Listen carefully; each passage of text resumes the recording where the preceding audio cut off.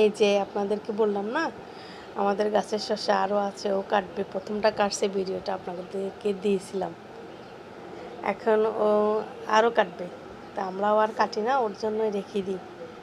আসছে কাটবে, এই সাইড দিয়ে এটা কাটবে না, এদিক দিয়ে ময়লা বলতেছে। ও আবার ময়লা পাড়াতে পারবে না, বলতেছে না আমি এটা কাটবো না। ও এটা কাটতেই রাজি না।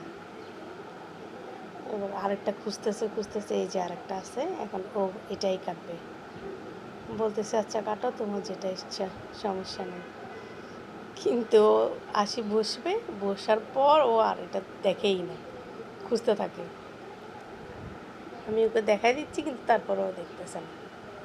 দেখেন, খুঁজে পাচ্ছে না।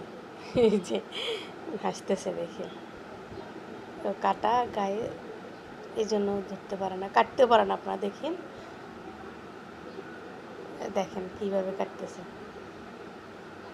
এই যে দেখেন, একটা শশা কাটতে ওর এত কষ্ট, ঠিক মতো ধরতেও পারে না, কাটতেও পারে না। আমি ধরছি, পরে ও কাটছে। এই যে আমি ধরলাম, ও কাটছে।